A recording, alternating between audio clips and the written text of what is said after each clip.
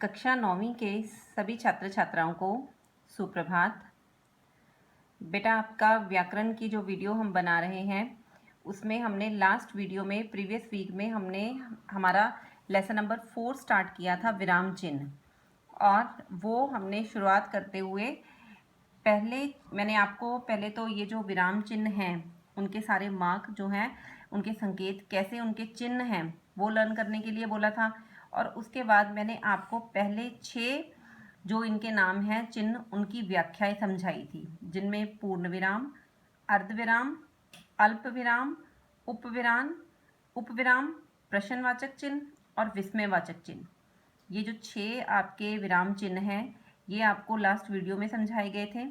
और उसके बाद जो हमारे आज की वीडियो के हैं वो आगे हैं योजक या विभाजक चिन्ह, फिर निर्देशक चिन्ह, अवतरण या उद्धरण चिन्ह, विवरण चिन्ह, कोष्ठक, हंसपद या त्रुटि पूर्वक और लाघव चिन्ह या संक्षेप सूचक।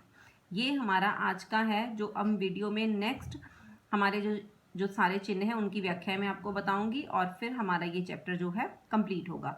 तो हम सीधे चलते हैं आपके 7 नंबर के चिन्ह पर, जिसका नाम है योजक या विभाजक। इस चिन्ह का प्रयोग निम्नलिखित स्थितियों में होता है, जैसे तत्पुरुष तथा द्वंद्व समास दोनों पदों के मध्य।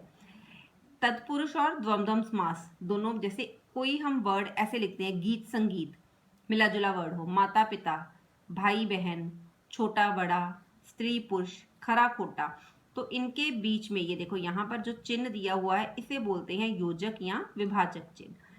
मध्य के अर्थ में, जैसे कृष्ण सुदामा चरित्र, फिर यहाँ पर है कालका हावड़ा मेल, तो दो शब्दों को हल्का सा अलग किया हुआ है और वो दोनों को जोड़ता भी है। कौन सा चिन्ह? ये वाला योजक चिन्ह। शब्दों के द्वित्व रूपों में, जैसे कभी कभी, धीरे धीरे, हंसते हंसते, चलते चलते, सोते सोते, द्वित्व रूप जैसे शब्दों को 2 बार लिखा होता है तो उनको आपस में योजक से जोड़ा जाता है। हम इकट्ठे नहीं लिखेंगे, बीच में योजक डाल देंगे अगर एक ही शब्द को रिपीट किया गया हो। तुलना सूचक के पहले तुम सा, मीरा सी भक्त, लक्ष्मण सा भाई, तो वो बीच में जो सा वर्ड दिया हुआ है और जो संज्ञा आगे दी हुई है, कोई नाम दिया हुआ है, उसके बीच में योजक का प्रयोग होता है। नेक्स्ट है विभिन्न शब्द युग्मों में, जैसे भीड़ भाड़, डर वर, पानी वानी, नाच वाच, कई बार हम ऐसे शब्द बोल देते हैं तो उनके बीच में फिर योजक का मार्क लगाया जाता है। संख्याओं तथा उनके अंशों को शब्दों में लिखते समय 3/4, 2/3, तो अब इसको हम इकट्ठा नहीं ना लिखेंगे 3/4, तो बीच में ये जो मार्क लगाया है योजक का प्रयोग किया जाता है, जिससे ये आपस में जुड़े हुए भी हैं और अलग अलग भी हैं। आगे है निर्देशक। 8वें पर हम पहुंचे हैं, 8वें नंबर पे है निर्देशक। निर्देशक चिन्ह भी पड़ी लकीर के रूप में होता है, पर योजक चिन्ह से इसका आकार थोड़ा बड़ा होता है। जैसे कि आप देख सकते हैं ये निर्देशक है और ये जो है ये योजक है।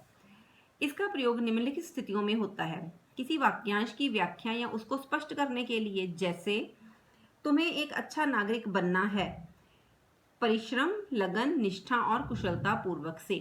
तो एक तरह से इस वाक्य को आगे अच्छा नागरिक बनना है, अब कैसे बताया हुआ है, तो बीच में निर्देशक का मार्क लगा के परिश्रम, लगन, निष्ठा और कुशलता पूर्वकता से।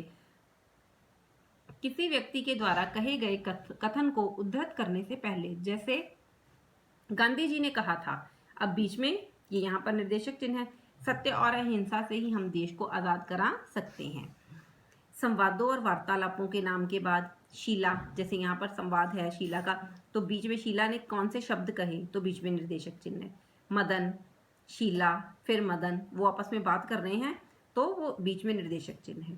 निम्नलिखित शब्द के बाद, जैसे निम्नलिखित कथन पर ध्यान दीजिए, अब ये हम अगर लाइन बोले निम्नलिखित कथन पर ध्यान दीजिए, निम्नलिखित गद्यांश का अर्थ लिखिए, तो हम उसके बाद निर्देशक चिन्ह लगाएंगे कि उसके बाद जो बोला जाएगा वो बाद में लिखा जाएगा।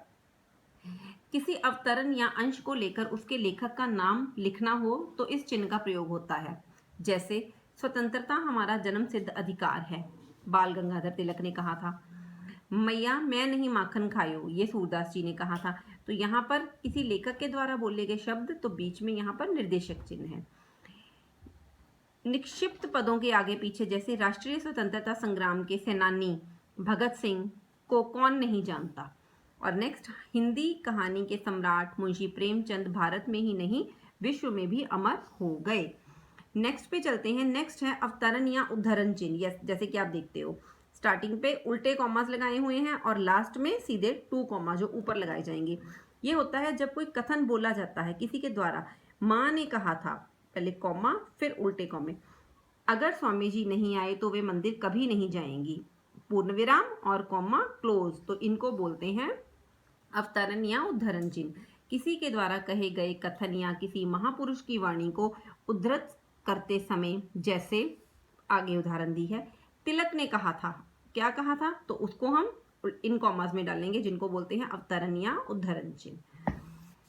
आगे है किसी व्यक्ति का नाम या उपनाम या किसी पुस्तक का नाम एक गहरे उद्धरण चिन्ह द्वारा लिखा जाता है, जैसे छायावाद के 4 प्रमुख कवि प्रसाद, निराला, पंत तथा महादेव। तो इसमें एक सिंगल कॉमा लगाया जाए, जिसे बोला उन्होंने एक गहरे उद्धरण चिन्ह, तो इनका नाम भी है। अगर किसी खास व्यक्ति का नाम लेना हो तो एक गहरे उद्धरण चिन्ह का प्रयोग होता है।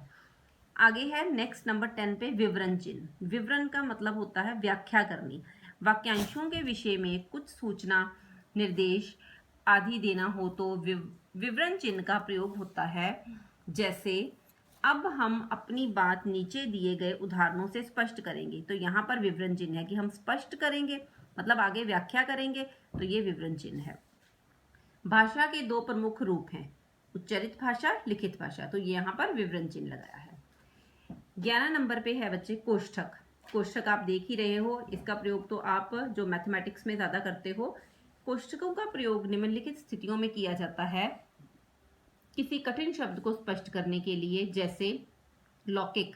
लौकिक का अर्थ बताना हो तो साथ में कोष्ठक चिन्ह में डाल दिया कि उसको संसारिक भी कहा जाता है। तथा परलौकिक, ईश्वरीय। शक्तियों की टकराहट से मनुष्य कहाँ तक बचेगा। जब पंडित जवाहरलाल नेहरू जी वहां पहुंचे तो नेताजी का नाम बीच में कोष्ठक चिन्ह का प्रयोग कर लिया, सुभाष चंद्र बोस ने उठकर उनका स्वागत किया। ठीक है बच्चे, 3 प्रकार के कोष्ठकों का प्रयोग गणित में होता है।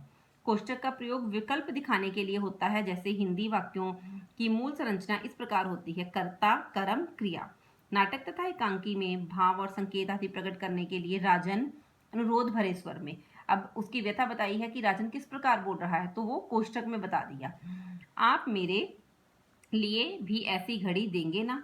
अर्थात यहाँ कर्म को कोष्ठक में रखने का अर्थ है कि कर्म तभी आएगा जब क्रिया सकर्मक होगी, अकर्मक क्रिया वाले वाक्य में कर्म नहीं होगा।